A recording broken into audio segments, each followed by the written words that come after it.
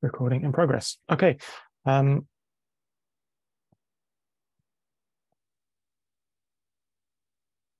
So we should have slides up there now. Hopefully people can see this. I know we've still got people arriving as we go on, so I'll start my introductory talk, and hopefully we've got a few more people arrived by the time the session speakers begin. So welcome everyone. Thank you for coming to this OASIS session at the Ocean Best Practices Workshop.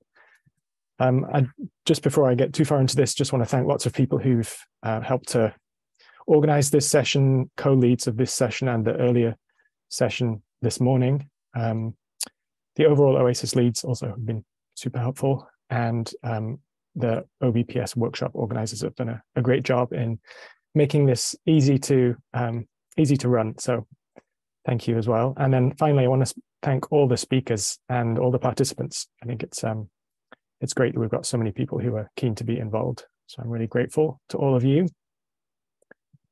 The schedule today, my introduction right now, and then next we'll hear from Juliet on the endorsement process, then Laura, Emmanuel, Jim, Rick, and then at the end, Q&A and D. The D stands for discussion, in case anyone doesn't understand my new acronym there. And yeah, I think as much as we can, let's try and save kind of big picture questions for the end. I think Emmanuel has to leave a little bit early, so we'll build in some time there for questions directed at him. But I think the more general questions, let's try and save everything for the end and have a big group discussion then. In case anyone is not too familiar with OASIS, and I'll just give a quick intro here. So OASIS stands for Observing Air-Sea Interaction Strategy.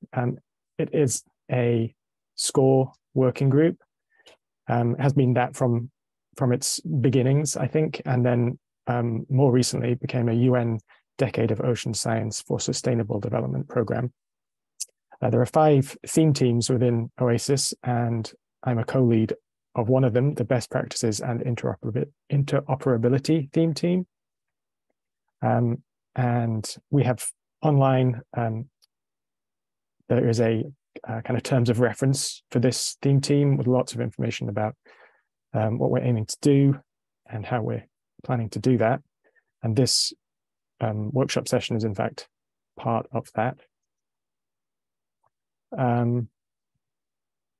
The goals for this session, I'm going to keep this pretty brief for high-level overview of what we want to get out of this, really, which is that for existing working groups and the mature best practices that we're going to hear about, hopefully we can kind of give some ideas for the next steps for them.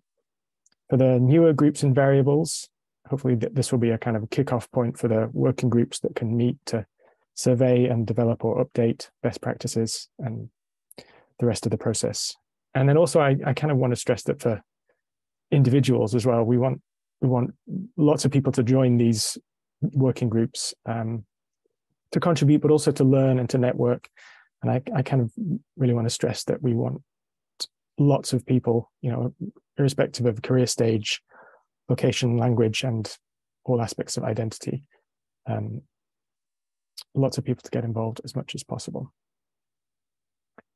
And in case we have any kind of need to steer the discussion questions at the end, I think we'll have lots to talk about, but if not, a kind of overarching question I thought we could address is how OASIS fits into the kind of wider best practices community with lots of other groups, programs, organizations working on the same kind of questions. So this is the kind of XKCD comic that comes to mind when I think of this, of the situation of there being 14 competing standards. We don't want to be the people who say, that's ridiculous, let's come up with a universal standard. And then really all we're doing is adding a 15th competing standard. So I think we kind of need to identify our place in this landscape and contribute where it's useful rather than just replicating and confusing the situation. And then anyone wondering how to get involved, pretty simple. Please go to airseaobs.org get involved and sign up there. That will join you onto the OASIS email lists, and you can sign up for individual theme teams and as well as the overall email list there. And look out for future emails about how to get involved in these individual best practice working groups. So with that, I will stop my screen share and pass over to Juliet, if you're ready to. Great, thanks, Jack. You should be able to see my screen, and should be yes, we started. Oh, there we go. And thanks everyone for being here. And I also just wanted to say a big thanks to Jack. He's put a lot of effort into putting this whole workshop together. So I'm just going to talk a little bit about Goose endorsement. What I'm going to do is play a little sound clip first. It should work. If it doesn't, and we're all sitting here in silence, someone please tell me, and I'll move on. On the brink of a cruise on board South Africa's research ship, the SA Gallus II, I was informed by my team that we required an epibenthic dredge for the collection of biological samples. As instrument technician, it was my responsibility to identify a suitable design and ensure the timely manufacture and delivery of the equipment. With sailing date looming and having no prior experience in dredge design and deployment, I frantically searched the internet for any guides that could assist me with the task at hand. Fortunately, I stumbled across a marine sampling field manual for benthic sleds and bottom trawls, and the mesh recommended operating guidelines for trawls and dredges. These guides not only gave me a detailed breakdown of dredge dimensions and deployment protocols, but even went so far as to describe sample preservation and post-cruise data management. It definitely saved my fieldwork, and I have since used them on numerous other cruises. So that was, let me see if I can, that was one of my research team, a biodiversity technician, but I love that soundbite because firstly, he makes it sound so serious, and best practices like literally saved him when he was at sea, and that's how he feels. That's how we should all feel. So I like it for that. Also, you know, he was talking about a time before OBPS had reached the stage it's at now, and it kind of really makes me think, you know, he didn't have an OBPS to go to. He was frantically searching, trying to find the best practice. And the last thing that's quite nice, it's not really that relevant to OASIS, but he was using a best practice from Australia that they use a lot in their field work. And so, you know, just the fact that he's picked up this best practice from Australia and he's now using it in South Africa, it just really highlights how important, you know, internet sort of globalization can be of these best practices and how important it is to kind of share them. So really that just is to highlight, you know, the need for OBPS, but also the need for this Goose endorsement that I'm talking about today, so that really, you know, the best practices that are recommended are clear and easily accessible. So I've got this slide here. I don't think I need to talk very much to it. It's just a bit of a refresher. Since we're at the workshop, I assume we all know the OBPS. It's an IOC project approved in July 2019, and it's co-sponsored by Goose and IODE.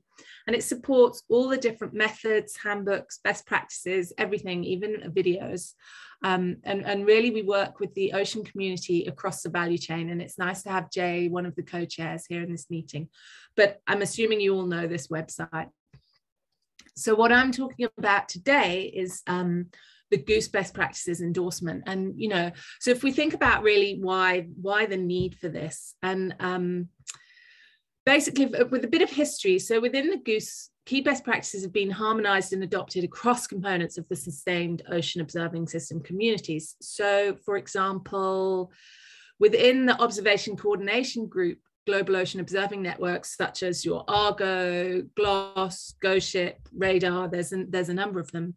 And then also within expert groups and networks under the Goose Ocean Observing Panel for Climate, Biogeochemistry, or the BioEco panel. And also there's a panel on expert team on operational ocean forecast system. the ETUFs panel.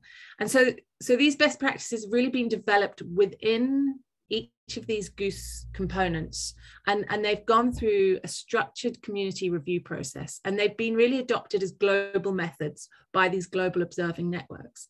So they're recognized best practices, and they've undergone, and I'll say it again because this is really key, a rigorous process of community review.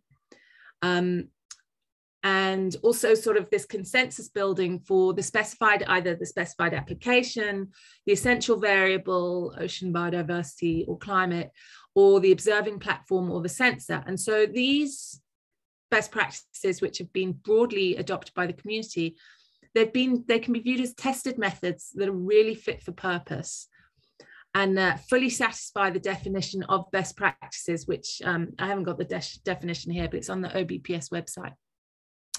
And so Goose really encouraged communities to develop these best practices across the entire life cycle of the ocean observation. So from mission through to, say, delayed mode quality control.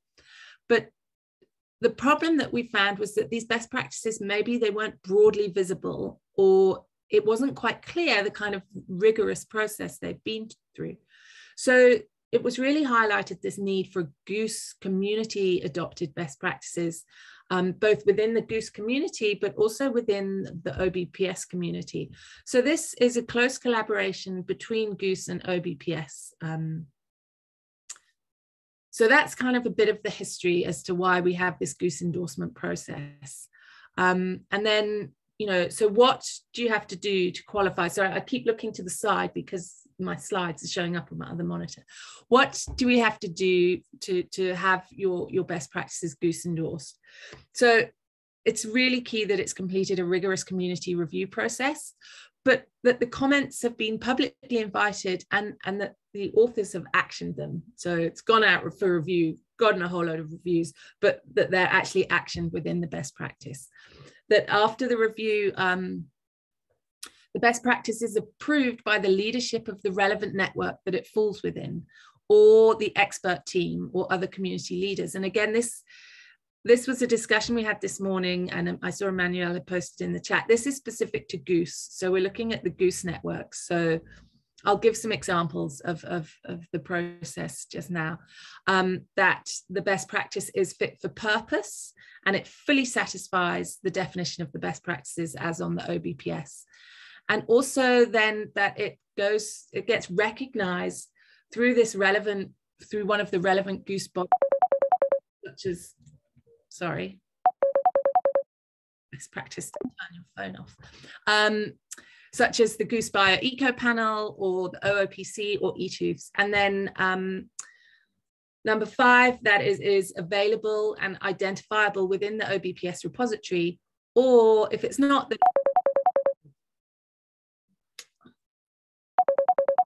and then finally, that it is updatable at relevant timeframes. And another point that we want to incorporate is that if it is going to be published, so there's an option to publish in Frontiers in the special research topic, published in the research topic, that it is published in an open access journal so that it's available to people who maybe can't afford your other journals.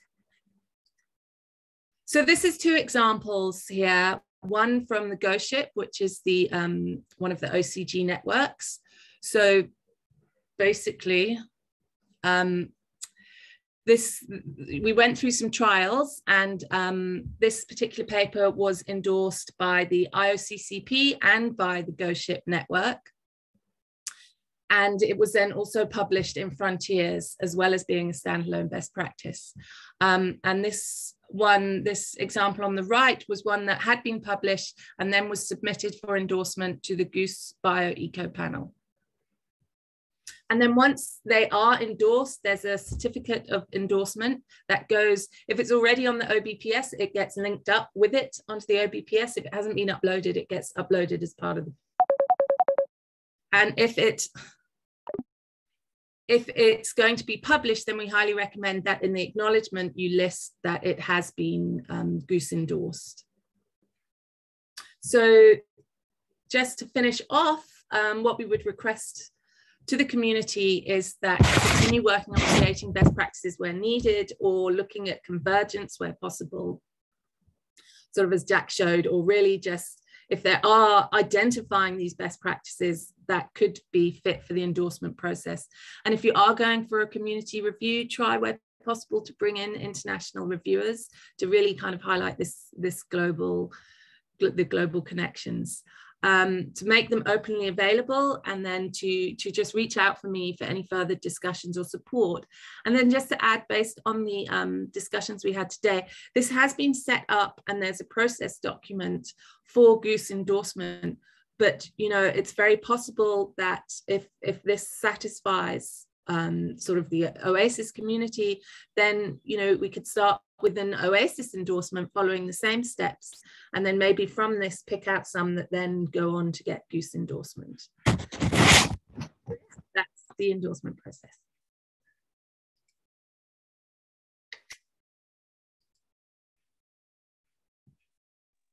Well, thanks, Juliet. That's really great. I realized I forgot to do the screenshot just before, so let's try and do that now if we're okay with that before we go into Laura's talk. Sorry to break the flow, but so we've got lots of people here. If whoever is comfortable to put their camera on and I'll do a quick screenshot, that'd be great.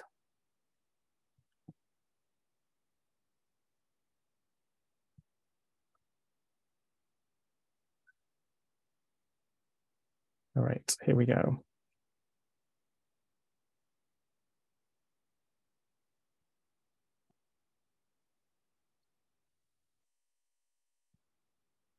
Did I get everyone there? Hang on. Okay. Sorry, let me do one more. This is like a real photo this time. We're all standing there.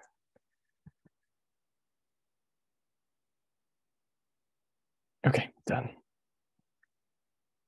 All right, thanks for your patience. So let's now move on to Laura, who's going to tell us about radiation best practices.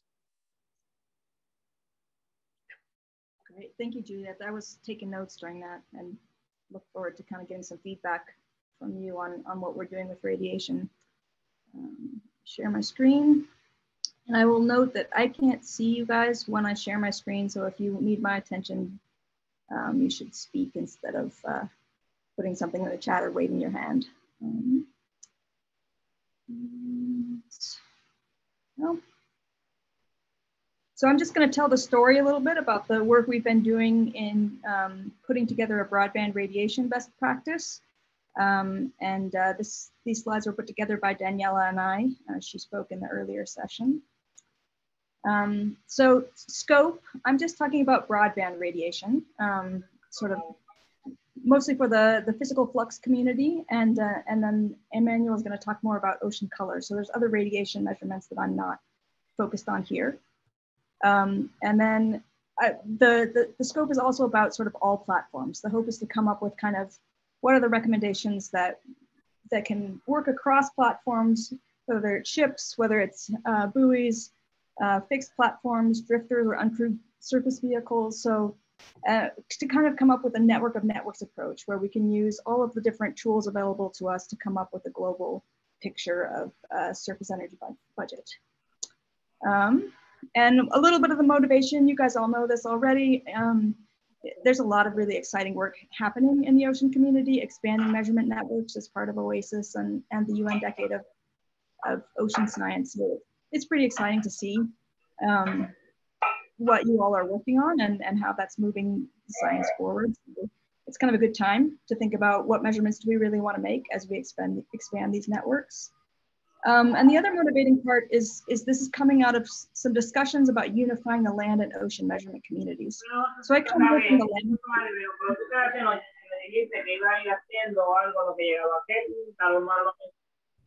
Sorry, I wasn't sure if that was for me. I think it might just be background noise, but okay. So I've been part more of the land-based community. The Baseline Surface Radiation Network, or the BSRN, is been around since the 90s, trying to make as accurate as possible surface radiation measurements for satellite validation and model validation and looking at trends. But as you can see with this map, most of those sites are land-based because the best practices that they came up with really require stationary platforms.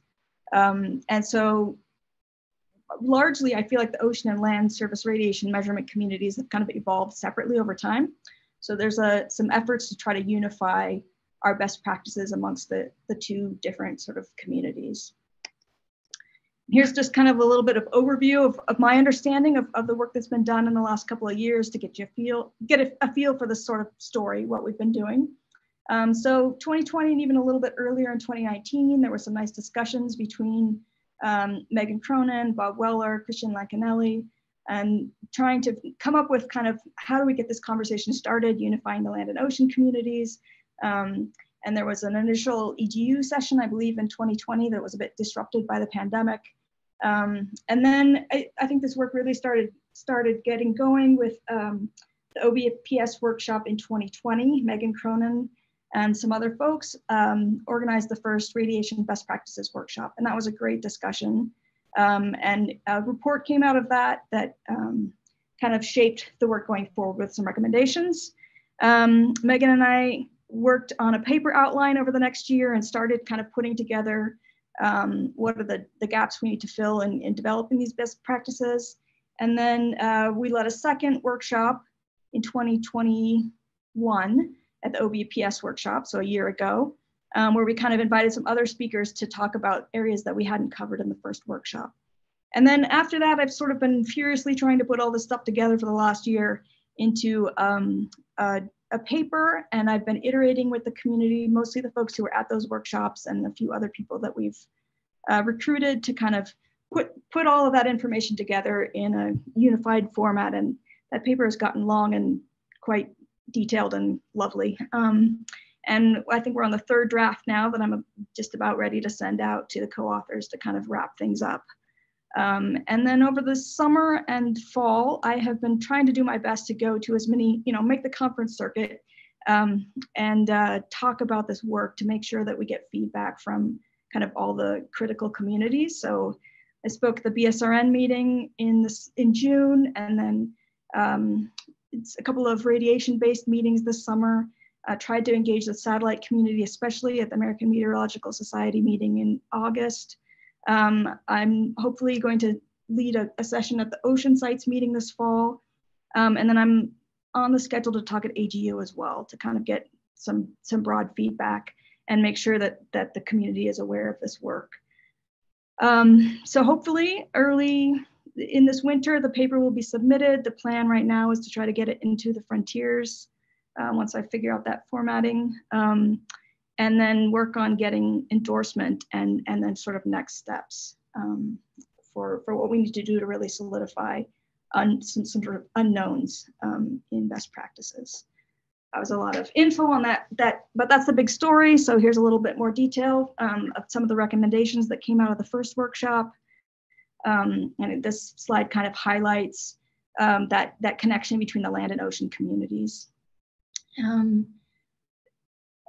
I can talk about these details, or I think maybe I'll just keep moving and we can come back to details as the discussion warrants. And then just sort of to dig into that timeline a little bit more, we talked some details in the second workshop about kind of like how do we make the right measurements for the satellite community, and where are the new technologies, and which parts of those technologies and radiometer measurements should we be really focused on for best practices.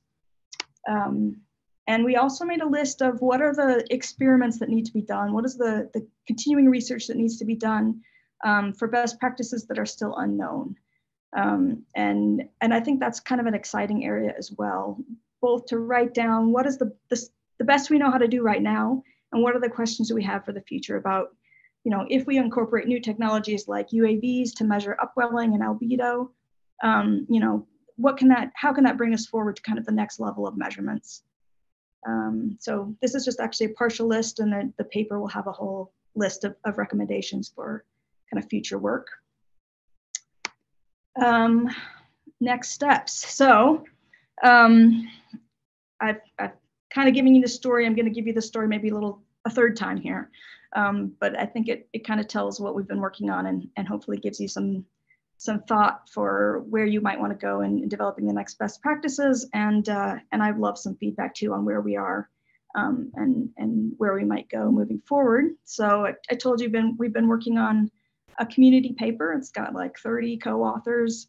We've been iterating. The draft is getting pretty close to being done. I'm hoping for sort of one more content round and then finalize one more round of feedback on the content and then finalize the formatting and probably publish in the Frontiers in Marine Science and that sort of best practices special, whatever it's called, special collection. And then been working on getting feedback at different meetings, trying to make sure that I'm kind of covering the key stakeholders.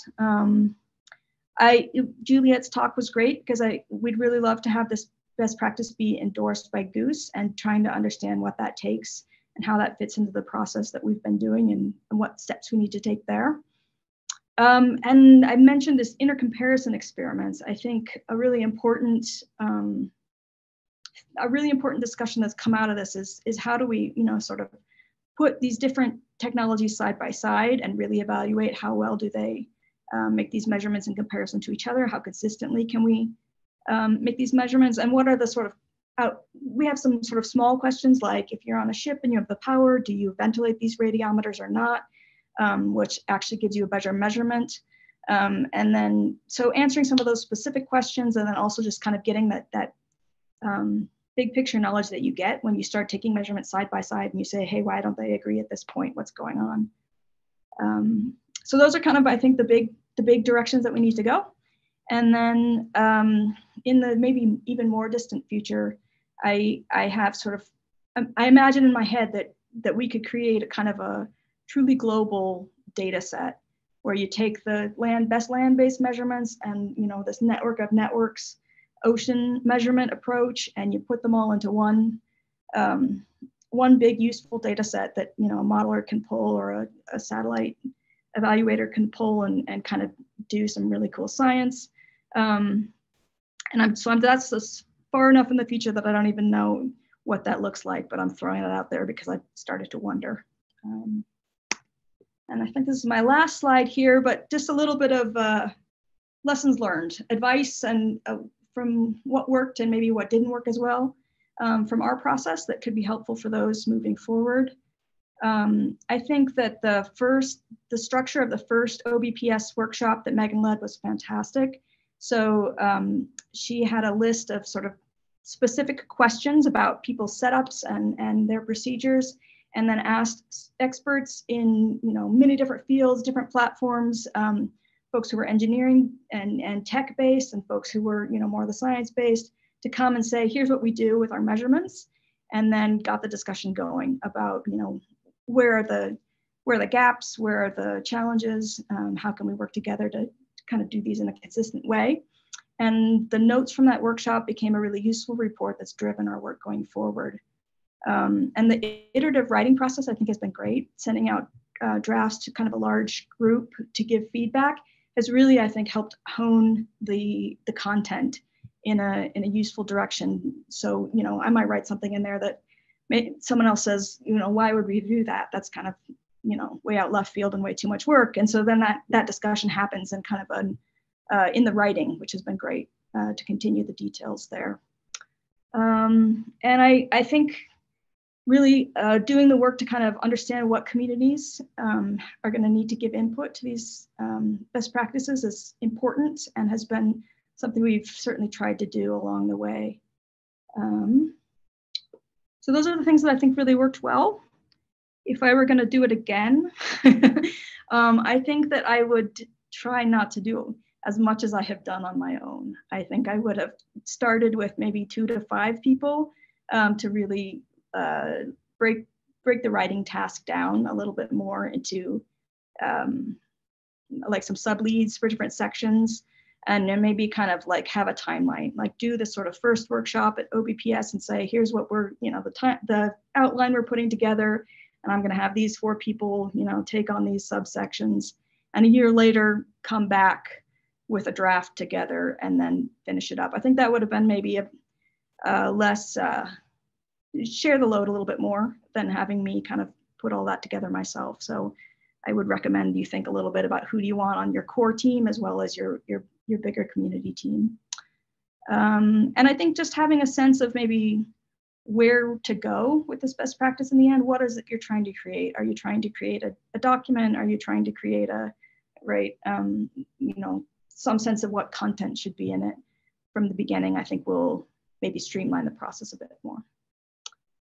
So with that, I've talked, I'm sure, plenty, and I will turn it back to you, Jack. Thank you very much, Laura. That was really excellent. Lots of great information in there. So next, we are going to hand over to Emmanuel, if you're still there. I am. Okay, good. I lost you in my picture. Yeah. So I'm sorry about the phone ringing in the background. It's not me. I don't know. So I'm trying to, let's see if I can find the screen for the, where is it? PowerPoint.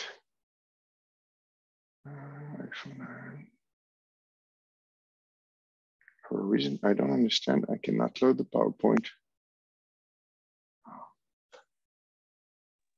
Step one. It does not seem to let me. Okay, I'll, if you don't mind, I'll send you the PowerPoint. I think you already sent it to me, so I should have that. Let me. I might have slightly changed it. So did you get it?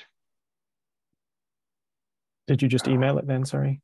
No, I just it's on the sorry, it's on the. I just did it through the Zoom. Okay, got you.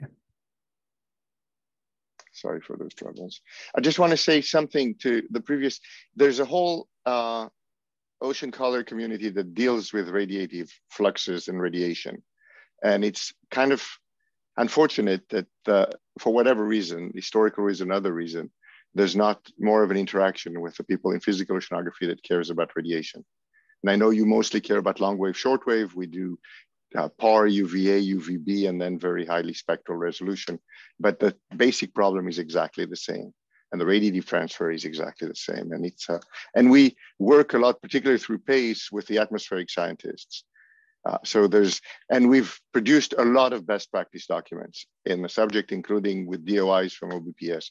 So it'd be really great. And I know Jeremy Wardell was part of your group, but bringing in Robert Frouin would be extremely useful. So just go into the slide. This is what I was asked to do, to give a 10-minute overview of the kind of content that the ocean color community includes in best practices, the organization, kind of meeting processes that we use to determine them, and ways of communicating them. Any other lesson learned. So this is what I'll concentrate about this morning. Johannes focused more on different score groups, one of which I was part of. I have one slide about that, but mostly it's the ocean color. So let's move to the next slide, please, Jack. So much of what the ocean color community do is done within the International Ocean Color Coordinating Group, which is an international group that as representative of all the space agencies from all countries that have ocean color satellites, and where a lot of the sharing is done, including in the probably last 10 years, moving out of doing NASA protocols, which is how it was done for CWIPS and MODIS, and moving into protocols that are endorsed as international. And through the IOCTG, the idea was that then they will be internationally recognized and people will follow them, as opposed to if they're NASA specific protocol. This way, ESA can feel ownership and everybody else, even though even in the early ones, there was international contribution. So there's different kind of way it's done. There are the reports where there's a working group working for several years together. People suggest to the IOCCG the topic of a report. If the IOCCG endorse it, then it sponsors them to get to a meeting together, one or two, and work on that, and then publish a report on the subject. And those are also now with they get the number from OBP, the DOI.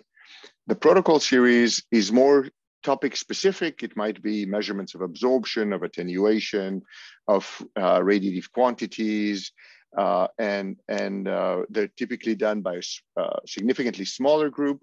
All of those, the reports and the protocol, go out for a public vetting period, the ICCG sends a mailing for all of it, the community that's there, saying, you know, we have this protocol, we want you to provide feedback on. After typically a period of 3 months, those comments come back, and the author include them in, and then get this protocol published.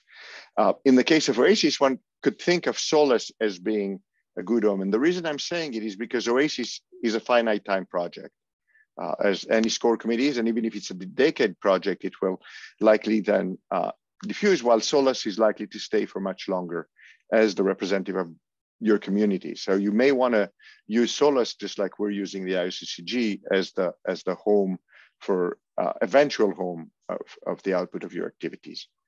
I'll move to the next slide, please.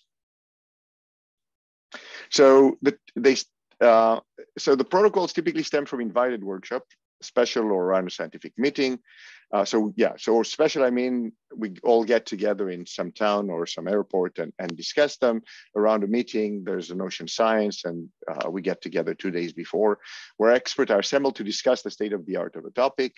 And these are international experts. And this is coordinated by NASA currently. Still, they coordinate this with coordination of leaders of the community, and a volunteer is asked to lead. So there is a leader to this. It needs to be recognized experts in the field.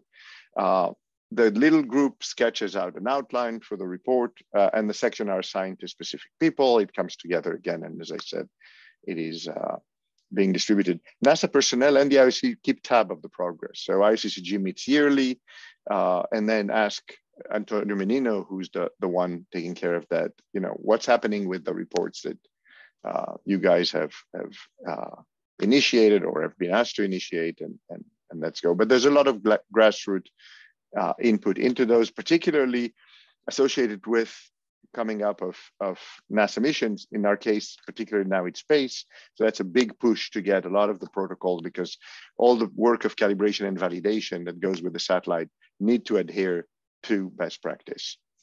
And so it's really key that these best practices be out there. So when people write proposal, they can say, we will follow this procedure to measure this variable. Next, please.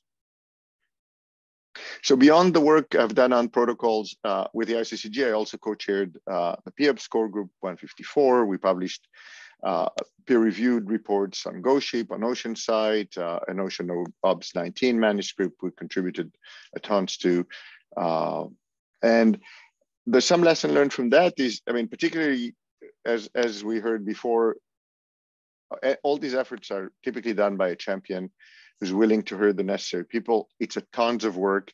And even if we try to share it with others, they don't necessarily are willing to get unloaded on. So it really takes somebody crazy to do it. And so you have to find the crazies in your community who are willing to do it. In my case, I'm extremely lucky that Patricia Miloslavich was there to help, even if it was just to hear me beach. She was there too. She was there from the beginning and really helped us along. There's an issue of whether you publish reports, even though they're peer-reviewed, they're not considered peer review publication to some. And so there's I think overall people prefer going the frontiers way than going the way of a report, even though it's endorsed by the community to get an OBPS stamp. It does not get the same visibility as a paper going through a manuscript going out. And since the difference between them is not very large, except for the number of authors you can have on our GoShip report, I don't know, there's 70 authors. It's easier to do the papers one. But I think we got much better. When you publish a paper, you're going to get 3 reviewers. So it's a much bigger effort to go and tell the community, come and review this paper for us. You're not going to be co-authors. There'll be 3 reviewers from Frontiers, and that's going to be the product that you're going to all follow. It's much easier to give them a protocol manuscript and ask the community to give as much feedback as they can, and put all of their names, anybody who gave you feedback, as a co-author, so everybody's happy, and at least it comes out as a document that everybody contributed to. So it's not yet clear which one of these 2 approaches is best. for individual people. In terms of review, I think the one of protocols seems to be a better one. You get many more people to volunteer to review it. And I'll stop there. And if anybody has question, I'm going to run away. Unfortunately, I'm not at home. I'm in France at my father's. I was in the morning session. This is the afternoon session. I'm going to go for dinner in a few minutes. So if you have any question, I appreciate if you can ask them now.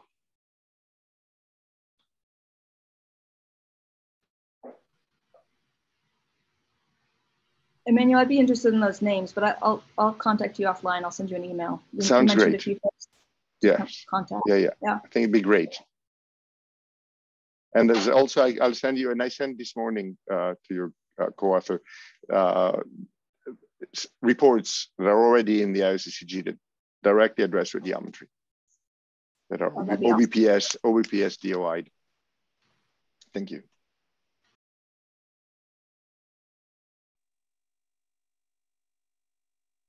Well, thanks. Is it, just a quick question. Is it possible to do the protocol type reviewing before going into the paper? It seems like. You could. The question is, how would you, and again, this is just bullshit, meaning authorship, but it's how do you, people that provide you significant reviews, that how do you treat them? A reviewer to a journal, this is his job. If it's the community and somebody spent an hour, 2 hours, whatever, a day giving you comments, you have to acknowledge that in some way. And I don't, even if you can, if there's no problem giving everybody co-authorship, then there's no problem. But, you know, people have problems with that. And so when we did the GoShip one, everybody who gave us a comment became a co-author, which was great. Is there a problem with that? What's the problem with 70 co-author? I don't know. I mean, that's again, it depends on those that did the slug work and feel that their name is diluted. I don't know what. The problem is community. It's not, it's the people. It's not, there's no problem in the big picture. There's zero problem. We don't care about the co-author. What we care about is that the information is out. In the small human pettiness picture, yes, it matters to people. It is an issue because, you know, when you have these 70 co-authors, it's actually very difficult to find reviewers who aren't conflicted. And usually they're not conflicted because they're not in the field. So you really do have to go through an internal, very rigorous internal review process. So, yeah. It's the fun of working with humans.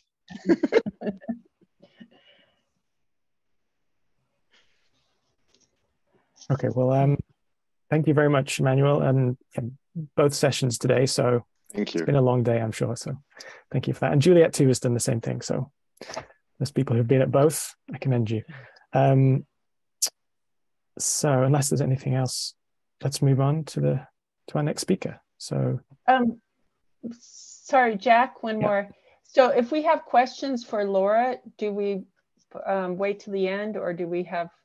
That was my intention, yeah. Okay. Okay with that.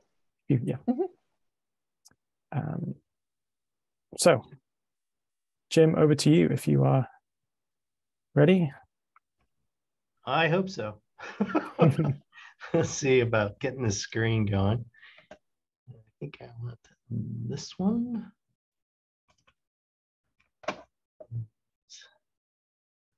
Start it. All right, can people see that? Yeah, we've got full screen there. So excellent. All right, so here we go. Today I'd like to talk about a couple of things really. We've made such great progress in marine platforms and sensors for air-sea interaction that the time has come to start really thinking about best practices. And John and I talked, we shared notes, we shared a lot of slides, but of course we're gonna have two different takes on this, which I think is a great thing for discussion purposes, because we're just getting started. And so what I'm showing you here is 5 recent examples of our advances in platform technology. The climb mode was one, that was the first as far as I'm concerned. year-long time series of stress and buoyancy flux measurements. With OOI, we're doing the same thing, but we're doing the processing in real time. And I should mention, I am the new PI of the Ocean Observatories Initiative, and I'm working very hard on the meteorological sensors. So we'll get that working perfectly. SPURS was the first time we added a sensor to measure latent heat flux for a year.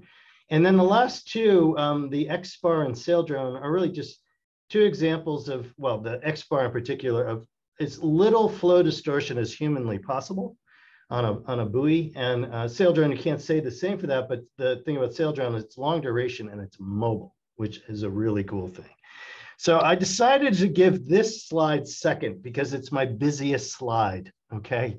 So MO similarity theory sort of assumes stationarity, homogeneity, and really sampling within the ABL surface layer where it's about a constant flux layer, or it varies by about 10% from its surface value. This is usually true over the open ocean. We have that in our favor over our terrestrial colleagues, is that the open ocean is pretty horizontally homogeneous. But you do have to take some care when you're in coastal and polar regions, say marginal ice zone, because you have a pretty large surface footprint. So you can start to incorporate other features than you might see just over the open ocean. The thing I wanted to show here was issues with sampling near the ocean surface. And we're going to be, and the reason this is an issue is because the frequency scales with the wind speed divided by the height, which means as the wind speed increases or your measurement height decreases, you are shifting the coast spectra to ever higher frequencies in hertz, not the natural frequency shown here. And so John tried to pick out a couple of points where he wanted to show that at certain sampling frequencies, at certain heights, under certain wind speeds, you're going to miss some of the flux. And I don't know if you can see my mouse, I hope you can, cursor, at higher frequencies. So, it kind of depends. How much of this are you unresolving? I tried to do something a little different here. I don't know if it works better or not, but looking at this line here, this line represents a height of 1 meter. And this axis is the sampling frequency, and obviously down here is the wind speed. And what this says is that at 1 meter, if you were sampling at 20 hertz, you would start to miss the flux, which is to the right here, at about 10 meters per second. All right, you can see that at 20, if you're sampling at 20 hertz, that you do better if you're at 2 meters, better yet at 5 meters, and you really are capturing all the flux, even if you're sampling at 10 hertz at, say, 10 meters. I like this because at 10 hertz, which is what we're doing for OOI right now, we capture most of the flux here at 5 meters, which is sort of the buoy height. So there's a problem as you get close to the surface or are measuring at ever higher winds. And this is compounded by the fact that if you're using a sonic, you're also doing some path averaging. That is, sonics have roughly 10 centimeter paths. And so you cannot resolve turbulent eddies, say larger than 10 centimeters. And so if you're at 1 meter about the ocean surface, you are averaging out a lot of the fluctuations with your sonic anemometer. So all these things are issues you have to keep in mind when you're trying to measure near the ocean surface. I do want to talk just a smidge about this idea that there's a problem, and Hera and Sullivan brought this to our attention, as you get close to the surface due to the pressure stress. Now, I will just say this to this group, we're all friends. I think that's a little overblown, and I would love to see, as a best practices paper, to actually show for more realistic, not that they didn't use realistic conditions, but maybe more commonly observed conditions at commonly observed heights, what the effect of the pressure flux is in LES world. And that may be something I'll be talking to Tetsu and Peter about. And then there's always the sea spray, and that's difficulty everywhere above, say, 20 meters per second. Things are getting covered with spray. All right, so best practice, perhaps, is to measure in the ABL surface layer, but above the wave boundary layer. So that's a question we need to answer, because of course, some people are really interested in investigating the wave boundary layer. All right, so now I think I can move through a little bit quicker. Just as, excuse me, background, The nice thing about the direct covariance method on moving platforms is that you can measure the vector stress, and you can compare that with the wind vector to see when the stress and the wind are unaligned and see if that's related to things like waves, okay? I point out that the sonic anemometer has a sonic temperature that's very close to the virtual temperature. And so therefore it is composed of both a heat flux term and a moisture flux term. And in fact, if you want to back out both the latent and sensible heat flux, you need to add an infrared hygrometer to your setup. That allows you to measure the latent heat flux, and you can see, you can then correct that term, your buoyancy flux, to get the sensible heat flux. And of course, the nice thing about measuring the latent heat flux directly is it allows you to compute the evaporation, as in P minus E, for freshening events. Instrumentation, we are going to continue to use 3-axis sonic anemometers, I think, for the near future. They're just, they're terrific instruments. The best performance, and this is, I'm not recommending any one type. This is just something that I think about, and I think John agreed that the GIL research models run and run and run and run. And when you're putting them on autonomous platforms, that's a really good characteristic. They're also quite robust. They work through rain and fairly high winds. I've used the Campbell, for example, in the ACID tower for heat fluxes. I think they have superior temperature. And then the METEC allows you to make measurements in freezing conditions. I love the figure that John put in the upper right-hand corner of icing there. And of course, you know, we've been working for years on various corrections to these sonics, starting for me, at least with Henye's work to look at path averaging. Now, the direct covariance measurements, it's really flux dependent, sort of where we are with this. Stress and buoyancy, that is sonic temperature fluxes, we have the most experience with those, probably the most success. We do now have experience with latent heat flux from buoys for a year-long deployment. It needs an open path, IRGA, infrared gas analyzer. You have to clean the optics. There's a lot of power. So you got to have a special buoy to handle all the batteries and solar panels that you need to run that. Gas fluxes are even more of a challenge. Very low signal noise in the marine environment. Probably need a closed path IRGA pump, which means a pump or a blower. The best practices now is to dry the sample volume, and they just use higher power because now you have both the sensor and a pump and a dryer. And I'm not going to go into that because that's likely to be a SOLAS effort in the near future on gas flux best practices. So I just want to say a goal of all this, accurate flux measurements are required to improve bulk formula. I think everyone in this group is probably aware of how bulk formula work. We have to first measure these direct covariance measurements along with like accurate wind speeds and air density to then solve for the drag coefficient. And so that's the same for all of these different coefficients where you use means to estimate the flux, but first you need those direct covariance measurements to improve the parameterization. So now the two things that we have to do to get to that point is correct for platform motion, and also I would say minimize the flow distortion. Here's how the platform motion works. I'm going to put a box around these guys, and then we're going to look at, so the 3-axis sonic anemometer is right there, U observation. 3-axis angular rate sensors is, it gives you the omega cross R term or the rotational velocity. The transformation matrix, which is pretty key, takes B through D. I'm going to give you a really brief tutorial on how that works, getting those Euler angles for pitch, roll, and yaw. The high pass part comes from the accelerometers. The low pass part comes from, well, I'm not going to do it yet.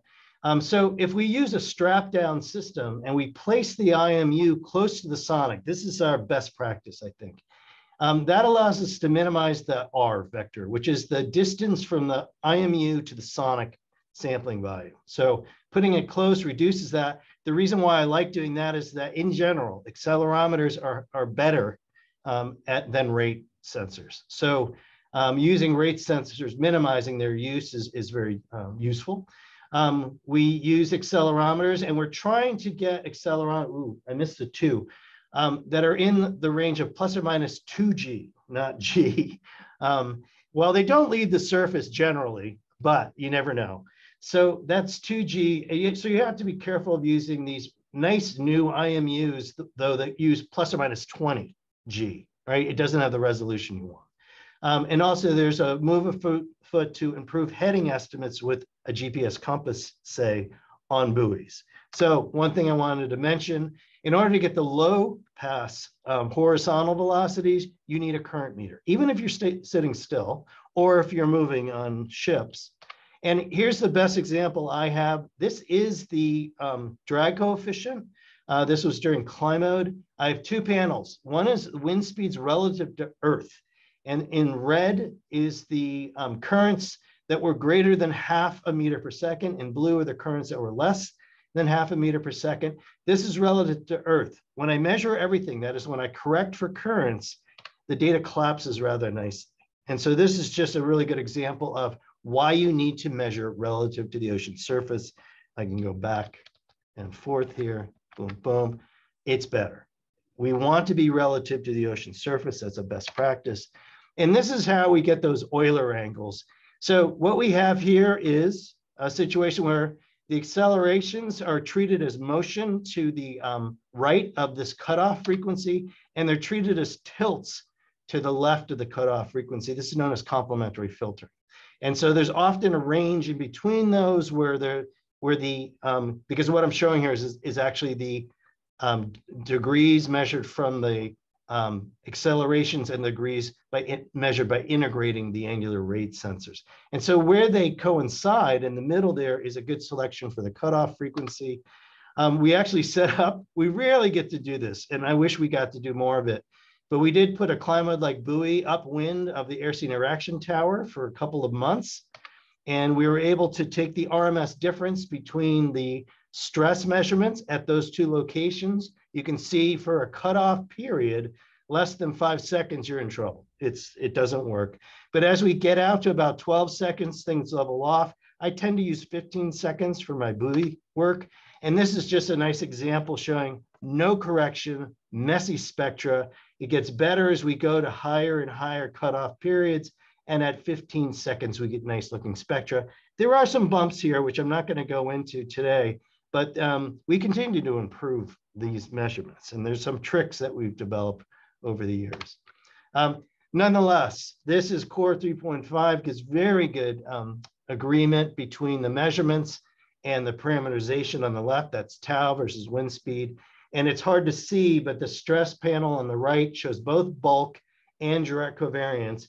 There is some work to be done, very little, but some work to be done for the buoyancy flux. It looks like the direct covariance or the bulk is overestimating the direct covariance, at least at these wind speeds.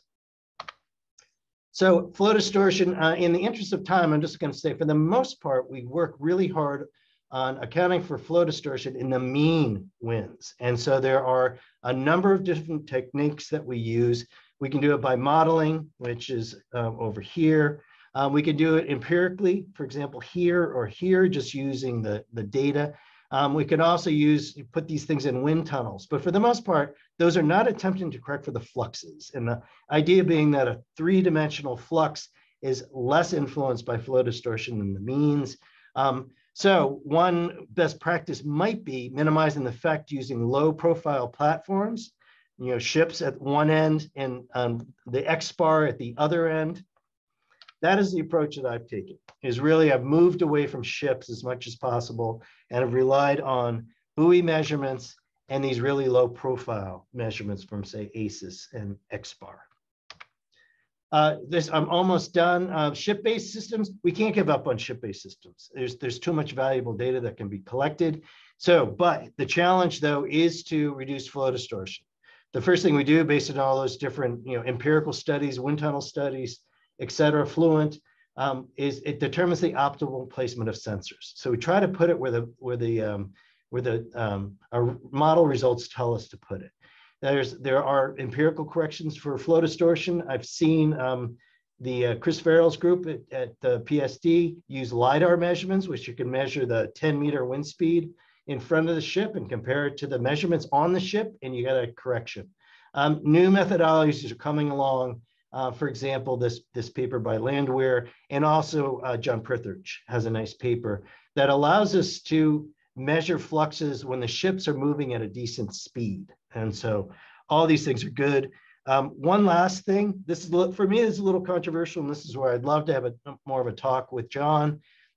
They are doing this decorrelation approach, which is they do the motion correction the way I would, and then just look at flat out correlation between the measurements and the wind speeds and the waves themselves, and do a decorrelation. And the reason why I'm not too upset about this approach is that it agrees very well with core 3.5 there. So the blue are their measurements and the black is my parameterization. But I rarely get big bumps like this when I've done the sort of Edson et al. 1998 plus approach. So that is a good discussion to have with our group. So the whole point of this talk is that it is important to get DC fluxes as opposed to bulk for process studies, right? So you can look at things like, the transition from land to ocean and what that footprint looks like. We're trying to make these measurements to continue to improve flux algorithms. This improves our estimates of winds as well. I mean, if it were up to me, I'd put a 3-axis sonic and a small solid state IMU on every buoy, because you get so much benefit added from that. So a list of recommendations that I've kind of gone through using sonic anemometers, using strap down systems. We're working to improve heading, measure relative to water. This one's not quite straightforward, but I suggest limiting our measurements to the surface layer, but above the wave boundary layer. That gives you the best fluxes, but maybe is not what you're after. So measurements in the wave boundary layer near the surface may require special treatment, and the need to, say, measure the pressure flux. I'd say good luck to that, moving up and down in a hydrostatic profile with a pressure measurement. Can't be easy. So we correct mean winds for flow distortion. That's the means as possible. And it is important that we develop standards for quality control. And people are working on this. A lot of people working on this are in the terrestrial community. We can adopt some of their quality control in the marine community. And then I think some combination of Edson et al. Like correction, which has come a long way, believe me, with added motion wave decorrelation approach, particularly on ships, is a good thing. And I would say, last thing, share your code. I plan to. I think that is one way to make progress. And thanks. Thank you, Jim. Yeah, I think that's a really great illustration of the range of things you've got to cover for best practices in this subject, right from instrumentation all the way to the code. So I think, thank you for that. Again, if everyone's okay, we'll save questions and just move quickly on now to Rick for the final talk of the day on carbon fluxes. Okay, let me try to share my screen. All right.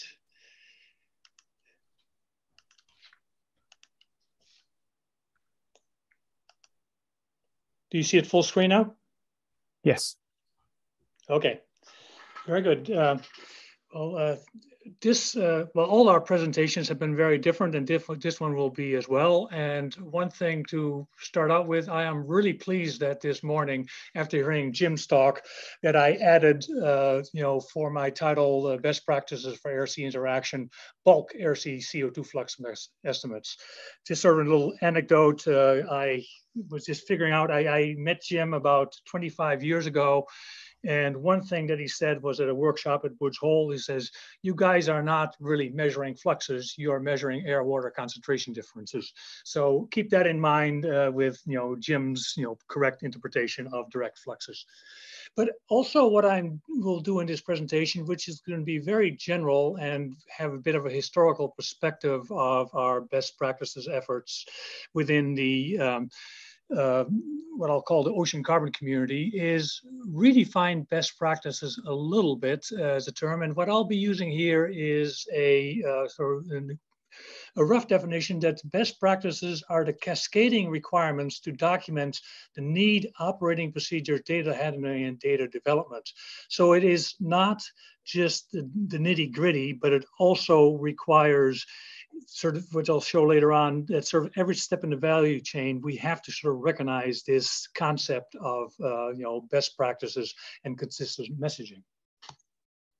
So our need for best practices for bulk flux measurements, and I'll be focusing on bulk flux measurements of CO2, is what I've sort of tongue-in-cheek says that air-sea fluxes now really matter.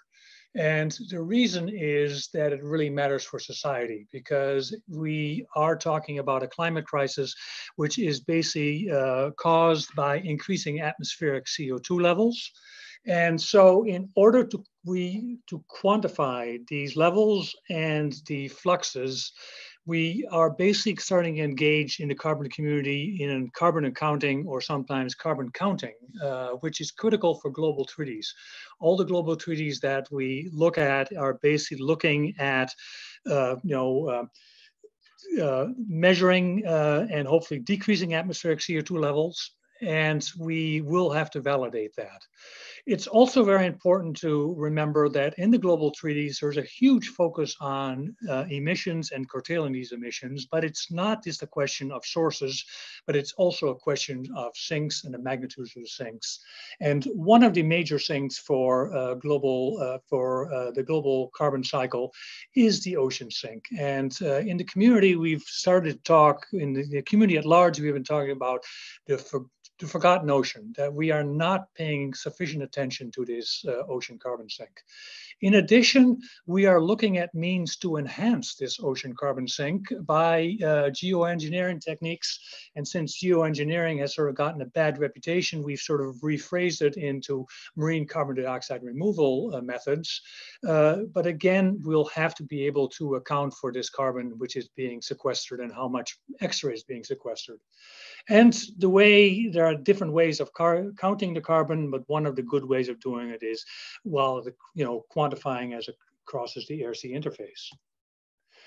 So at largest, sort of at the largest level, why do we need best practices for global CO2 fluxes? And this is from sort of a societal perspective, is that we have over the last several decades made attempts to quantify the air-sea exchange and the global air-sea carbon fluxes, and done quite a good job at that. And that is shown as an example from a paper, an annual edition of the Global Carbon Budget, which is produced by, I think about 100 co-authors led by Pierre Friedrichshain, where we basically see the evolution of the ocean carbon flux over time. And the first thing that we, of course, notice is that since the atmospheric record in 1958, the start of the atmospheric record, our estimates are that the ocean carbon flux has increased roughly by threefold. But if we look at it a bit more closely, and this is using a variety of methods, we sort of do ensemble approaches for two approaches. One is modeling, and the other one is observational-based approaches, which are shown as the orange line for the observation-based approaches and the teal line, which are the ensembles of models. We are seeing that our estimates are diverging with time. And the divergence is currently about 1 petagram, which is huge if you consider that a net flux is approximately 3 petagrams. So we as a community are sort of scratching our heads and determining why. And this could be a modeling issue, it could be a methodological issue, and it could be systematic bias in measurement. But one thing is becoming very apparent while we're trying to figure this out, is that we have to have these procedures well documented. And for the measurement, we have to have best practices. To sort of illustrate, the value chain which we've developed for surface ocean carbon measurements, and the need for best practices throughout this whole hierarchy, I'm showing the value chain is a pyramid, which is where we have observations at the bottom, which we mostly focus our best practices on, but we also have the data, which requires best practices, modeling and mapping, best practice products, and then eventually stakeholders. And I think the communication with stakeholders and the interaction with stakeholders is also going to require a best practice approach. How can we most effectively do this to share our concerns and basically get our science-based information to the people to who it really counts? Now, another way to look at sort of different parts of a best practices is to basically tear apart the bulk flux equation, which is basically that the flux of CO2 is a product of a gas transfer velocity and an air-water partial pressure difference. And in order to get the global estimates, we go through a process of taking observation both in situ, but also we are heavily reliant on remote sensing observations. Then we have to basically go through a lot of process, study and parameterizations in order to get our main products for surface water CO2 measurements and fluxes, which are what we call the PCO2 maps, our monthly maps of our estimates of global, of the partial pressure of CO2 in water, from which we can also determine ocean acidification trends, and then the flux maps. Now let's get to sort of the nitty-gritty of best practices. Our community has been doing best practices before there was such a term in many ways. And it is very much sort of a retrospective analysis because it was done fairly ad hoc, and you'll see that in the next few slides that it looks like we had everything well planned, but it was sort of an effort which sort of went with some steps forward, some steps back. But basically, we recognized early on that there is a hierarchy of best practices. That the best practices, and we've heard it in other talks as well, it is critical to be done as a team. For the ocean carbon community, we had a group called the International Ocean Carbon Coordination Project that has been sort of a catalyst of establishing the need for documentation, then the review of procedures, the reaching of consensus, and so there has been a lot of discussion when we started working on best practices. Is this the right term? Is there a best practice? And then it really ends up being very much a consensus view, which is absolutely critical. And then we created, and then there's a really important step that we are in the ocean carbon community very, very tuned to, is that once you have them, you have to continue to update the best practices for changing needs, changing instrumentation. The first sort of effort within the ocean carbon community on best practices started in the mid-80s. And it was basically an effort which was done by a SCORE working group. And we heard earlier on how important SCORE has been in developing this concept of best practices. This was this developed into a handbook, which I sort of tongue-in-cheek call the Bible of ocean inorganic carbon measurements. And just to show the content of the first guidebook, it was basically an introduction to solution chemistry of carbon dioxide in seawater, and then a whole series of standard operating procedures for the different measurements for ocean carbon measurements. And this has morphed into a slightly different name, but the same idea, the Guide to Best Practice of Ocean CO2 Measurements. And I can assure you that anybody who does a ocean carbon measurement has that guidebook on their desk. It's been translated into 5 languages, and it is, as I say, it is extensively used. And I think for us who've been involved with it, and we've heard it earlier on, doing best practices, writing them up is really a labor of love, but it's really gratifying to see that once they're produced, vetted and advertised, they will be used, and it's really going to help the community tremendously. Now, a different sort of looking at it a little differently. I mentioned that these are a hierarchy of best practices. I'm using an example which I've been actively involved with of doing ship of opportunity measurements of CO2 measurements using automated systems on a variety of ships. And what has sort of developed and over time, and again, this was not a linear process, but we've gotten sort of a best practices bundle for a measurement. And in this case, I'll use the example of the SOUP CO2, where we, over 20 years ago, decided as a community that we needed common instrumentation, or at least agreement on what the common instrumentation should be. And so we ended up developing a conceptual idea of what the best instrument would be to do automated CO2 measurements of surface water CO2. And we basically sketched it out and started building them, and then transitioned this to a company who is currently assembling these systems for us, and they've become sort of the gold standard of a measurement in the community. Then it was recognized that there were issues for people who were using systems on installation, so we developed an installation manual. There was a lot of questions about operations, so we have operation manuals. There are issues with data reduction and questions how to do this in a common framework. So we both had recommendations on how to do the data reduction, and also a effort to automate these data reduction to increase efficiency. And then a huge effort in the community has been to assemble all this data in an effort which we call SOCAT, or the Surface Ocean Carbon Atlas. And so here we have a cookbook on how to basically reduce the data that can then be ingested within the SOCAT database. And then the final place where we have best practices is product development. And these are basically a combination. They have ended up on web pages, they have ended up in white papers, in conference volumes, and peer-reviewed efforts.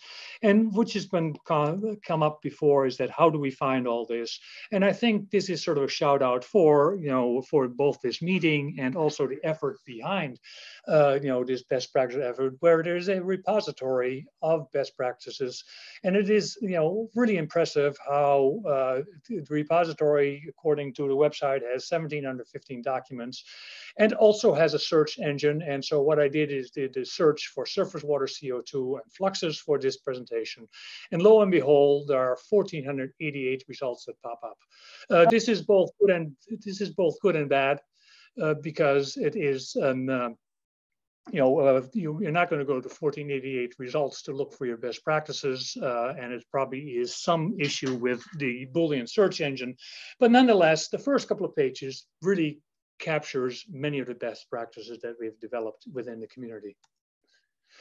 Now, a bit of advertising is that one thing that we are working on in the community of surface water CO2 measurements is developing a reference program called SOCONET, the Surface Ocean CO2 Observing Network, where best practices are going to be paramount, where we basically are trying to get a network going together, which requires formalizing processes and procedures. And there it is, this issue where we want to fill the gaps, facilitate the production, establish a process for updating best practices, and advocate for the urgent need for best practices. So in summary, I hope that I've sort of got a point across, is that we can quantify our pressing environmental issues without documented clear benchmarks, baselines, and measurements of defined quality. And thank you very much for your attention. Thank you, Rick. That was great. I think in the interest of time, if anyone has to leave right at past, then please jump in with any questions or discussion points right away. But if whoever is happy to stay for another 15 minutes, then I think we can happily do that. I'm at least happy to stay around for that long. So yeah, let's jump in with any questions.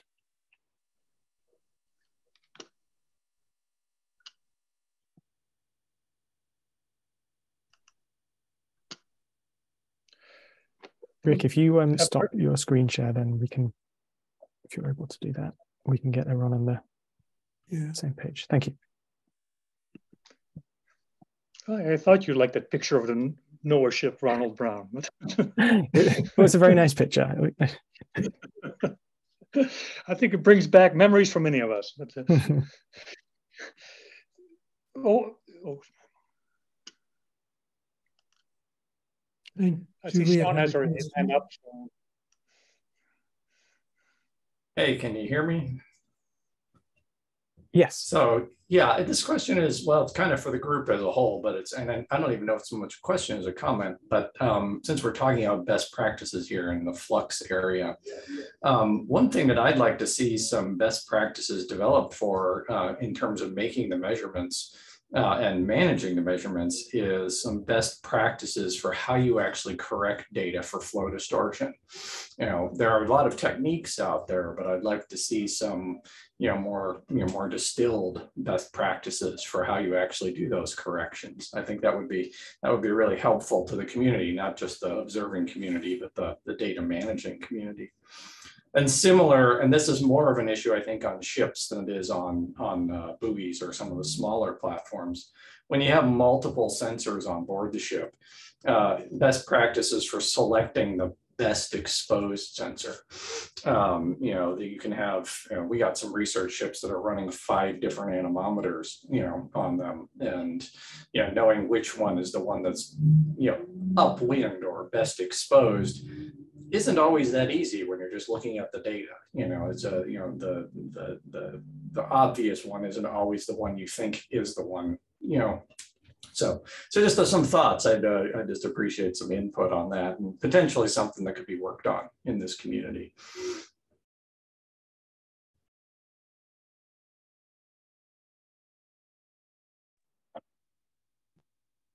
Jim, were you about to jump in and say something there? I'm not sure, but yeah, I think I can.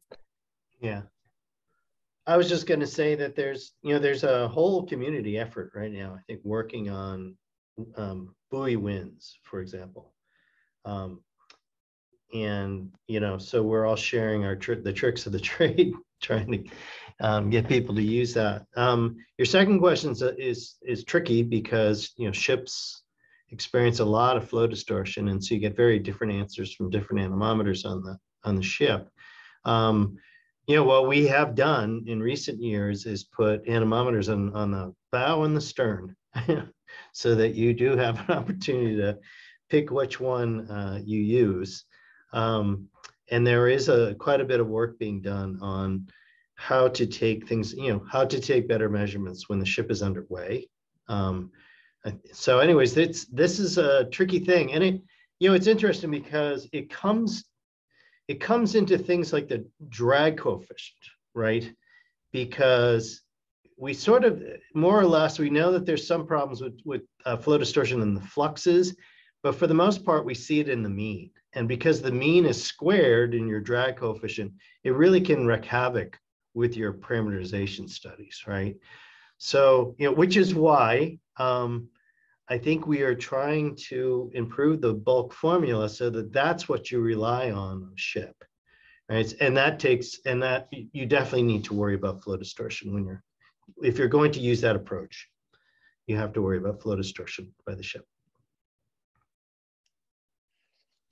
Related to measurements on ship, and this is somewhat of a mundane issue, but one of the things that we need for the bulk formulation is not just the surface water measurement, but also the air measurements, and knowing the wind relative to the wind direction relative to the ship is another sort of very important effort. So we can basically see if there is ship-based contamination of carbon dioxide or other trace gases. It's going to probably get even bigger if we are doing carbon monoxide and some of the other things. So I think having that information sort of readily available, and that's sort of a question in the data reduction effort or best practice, where you basically at least sort of indicate what it is, and sort of the quote unquote clean sectors would be something would be really useful for the community at large. So I see Megan's got her hand up. Before I pass it to her, though, I wanted to make a follow-up comment about the flow distortion or the flow modeling kind of activities. One thing that would also benefit the community is some input on the best practices for doing flow modeling on a ship in terms of, what angles you want to have the flow model run from, what types of speeds, et cetera, but also what kind of output would the community benefit from having? I've been very active in the past few years working with new research vessels, and I've pushed for new vessels to have flow modeling done when the vessels are being designed and masts are being designed for those vessels. But generally speaking, this stuff's expensive to run. And we're lucky if we can get a model run straight as a bow on, kind of wind, as opposed to something at an oblique angle or something. And those model results are available, from the vessel during the vessel build and design process. But I'm not really familiar with what the community could benefit from, in terms of, do they need the full 3D grid that model produces to be able to do something useful? So just a few other comments to think about. Okay, let's get to Megan and then Elizabeth later. Jim, you talked about this buoy wind community, and I've been kind of in and out of some emails. I'm wondering, what is this community and how can I join it and how can other people join it?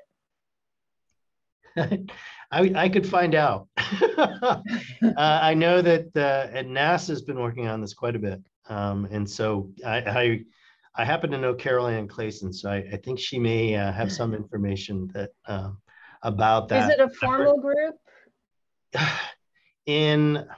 Within NASA, within some of the things that they've been doing on boundary layer winds, it was. I think it's been disbanded since.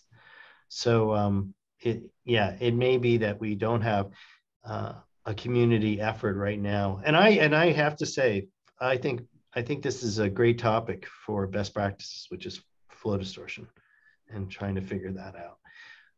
So I'll get back to you, Megan. Okay. I'll see if it's still ongoing. But I think it's an important thing to consider. And Rick, if you don't want to worry about flow distortion when you're sampling, just go in straight lines. I could show you a plot of where Rick went when he was doing his dual tracer measurements, and it's all over the place. So we had decent data about half the time, which is what we're used to. All right, Elizabeth, over to you. Yeah, I just wanted to say thank you for the really excellent presentations, and it's a little closer to my field what Laura and Jim are both doing. Jim, thanks for such a comprehensive and excellent talk.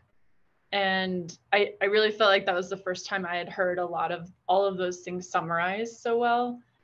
And kind of to Laura's point, I was wondering what we want to do next in terms of translating that into a document, and whether, I know you're really busy with not only the prior jobs, but the new jobs that you have. And I'm just wondering what we can do to support you and others in translating some of the really excellent material you presented. And, addition to the other speakers too, I'm just thinking, so we saw presentations from multiple people on like different things that probably need their own document or are already in evolution. I think the direct flux community is just starting. Yeah, how can we help? I don't want to volunteer you, Jim, for like an extreme amount of work, but also you just seemed really able to summarize it so well that I would love to see, even just if we all wrote, are the chairs here going to be taking a similar route to what we did with Megan, where like the chairs sort of write down what was said and then pass it back to the speakers, or how can we translate this into some deliverable like last time? Can I jump in? So for the direct covariance work, as Jim alluded to, within the SOLAS community, at least for the trace gases, specifically CO2 eddy covariance, we are starting to put together this sort of labor of love, as, or whatever, someone called it that, Emmanuel, or they said it was tons of work, and I can see the point, but we start to do it. And we asked Jim to participate in the initial meeting, which was last year, and nothing started after that because it takes forever, sorry. But I hope that this effort will come together with SOLAS, and we will go through the process of several workshops where we come up with multiple documents. We also want to do an exercise where we compare our codes, so where we compare our data workup, so all the different people. So I think this will, at least the direct covariance part will be undertaken, I hope, in the next year. But the rest of them, I'm not really sure what the plan is. The rest of the things presented here, like the carbon functions. That's great. And yeah, just, I guess, let us know, like whoever's going to be leading it, like, please let us know, or like my group is really interested in contributing. We really support this. We super appreciate all the work that Laura put into taking what started from the ocean best practices and creating such a nice document. And I would love to see that happen for this, and we're happy to contribute. And so just please let us know how we can help. Cool. Thanks. Will do. Yeah, can the OASIS best practice theme team be kind of an entryway or a clearinghouse for some of these efforts? I mean, I really want to know, how can people who are kind of doing this and care about this and really are willing to do some work, how can they get involved in these different efforts? Well, I think this kind of idea of identifying one or two champions is just so key to it, right? That we need a few kind of people to help organize. And I think John had seemed like a really both keen and also like a good person, in that he's got a bit of experience in both the physical and the kind of gas flux side of things. So he for the direct covariance fluxes, he seems like he'd be an ideal person to do this. I'm seeing lots of heads nodding, so that's good. And I know there's going to be a lot of people who are contributing, and I think, yeah, I think that's great. I think it needs all of that. In terms of the organization, Elizabeth, yeah, I think OASIS, the best practices theme in particular, will kind of, I guess I'm seeing our role as a kind of organizational and getting the word out and helping to organize meetings and workshops and collaborative writing efforts.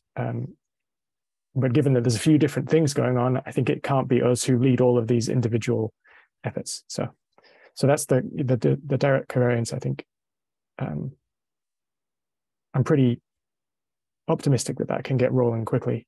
The carbon fluxes, I think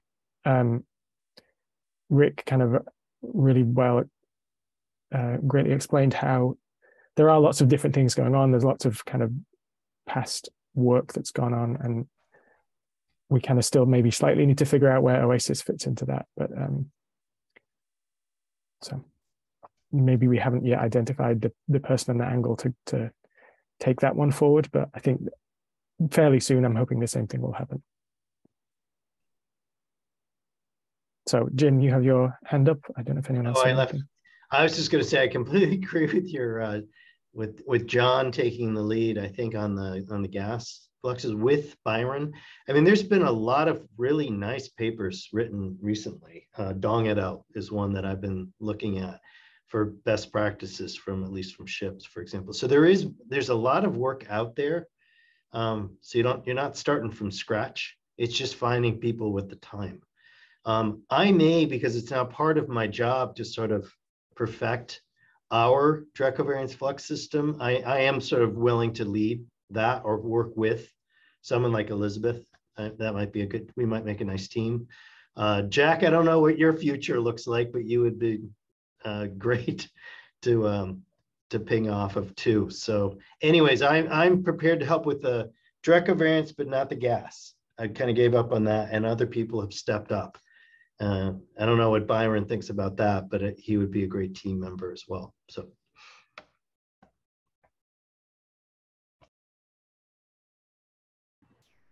That sounds good to me. And I think there are many members of my team who would love to work on this, and I feel like I'm also just learning a lot of this, but what I can do is be like a guinea pig of like, is this approachable to someone who just learned about this?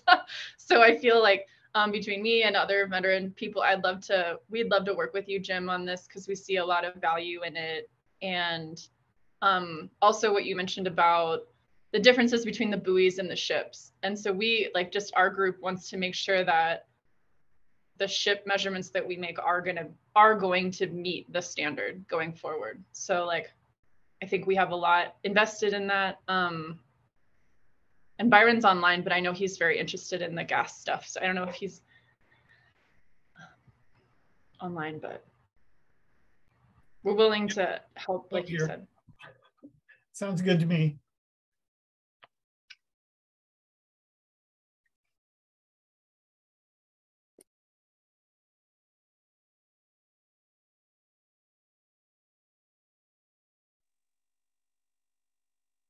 Krista, your comment in the chat there, am I understanding? Yeah, I'm a little concerned that we start two efforts here. I'm starting to freak out a little bit. Okay. So we're already doing the gas. We're already starting it. We're already on the process. Byron is included. He was included in our first efforts. John will be included. His old advisor, Margaret Yellen, was included in our first effort that we started the process. So we hope to get all these people around the table very soon. I hope that we don't start two efforts. I really hope we don't. Please. I promise something will come soon. And Krista, when you say we, you're talking about SOLAS, right? Yes, but I mean, it's not precious to SOLAS. It's more that we got money already from SOLAS to have a workshop, and we're going to identify all the people in the community that we think are intimately involved, and we're going to ask them who they think should be involved. So we hope that it's a large community effort. So it's SOLAS sponsored right now, but it can also be sponsored by other people. We're talking with ISA. We're happy if we get some money through OASIS. I mean, however that would be, but everyone is welcome. But we already are starting this groundwork. So I hope that it stays as one line going forward, because I think it's hard. Krista, for clarification, are you talking about gas? Yes. Yeah, we are talking about gas, so but separate from. But we hope that the physical things would go along with us, because I think it would be crazy to do one without the other. Well, I think there's overlap in a lot of the concerns between the, EC measurements of a scalar and EC measurements of just heat and stress. And I think the important thing is just to make sure we don't duplicate too much of our effort. And I mean, we can do a lot of the work on the gases with reference to the recommendations that Jim's group is going to make with respect to the stresses, because the best place to measure the gas flux is also the best place to measure the stress. Yeah. All right. I think that's very well put. Sorry to beat a dead horse here. A student or an early career, somebody just getting in, how do they then join that group? Working on what? I mean, so if on this SOLAS, the SOLAS direct covariance flux best practice team. So, I mean, I guess right now we're going to initiate contact, because we have identified the people that we think are heavily working on the topic. And if those early career researchers are working in those groups where they're working on this, on eddy covariance of trace gases, then they'll be told to us by their supervisors. I think this is the way it would go. I mean, until it gets to the point where it's broad enough that people can just sign on. But right now we are trying to control it a little bit so that we are sure that we have all the right players. And I guess if Jim does an own effort for the physical part, we just want to know what's going on, and we want to talk to each other so that we don't, like Byron said, duplicate the efforts. So, but I think it will be open to the whole community eventually. It's just right now we're trying to do it step by step so that we have some kind of control. So I think Jim has to go. I'm conscious that we're kind of getting well beyond the time. So let's, I think, maybe start to wrap things up. Any last words? Thanks, Jim. Bye. Then please jump in now. But otherwise, thank you very much to all the speakers and everyone who's contributed to this great discussion. And yeah, I think we will have more to say about all this pretty soon. So I think this is great. Thank you, Jack. You've really done a huge effort here in bringing together so many different groups and kind of taking stock of where we're at. And so thank you so much. Well, thank you all. Thanks. Mm-hmm. All right. Thank you, Jack. Bye-bye. Yep. Bye, everyone. Thank you. Who will put together the summary? Will you do that, Jack, or? Yeah, I can do that. I'll bring together the notes and then I'll email Jay a paragraph about the sessions. Just while you guys are here, do you want to have a document after this? Do you want to write a paper, or what do you think? After this, kind of after this workshop, you mean? A little something. Yeah, I think a little something, but I don't. Yeah, I'm not kind of envisaging a paper, but we should, you know, a newsletter item to kind of say this is what we did and this is what's coming afterwards. I think would be good if we can go into the next. If we can have, you know, half a page in the next OASIS newsletter, that might be a good. Okay, I was just wondering what kind of level you guys were thinking. Yeah. Okay. Very fun. Okay. Great. Right. Well done. Have fun. Thanks so much. Yep. Bye-bye. Okay. Bye. Bye.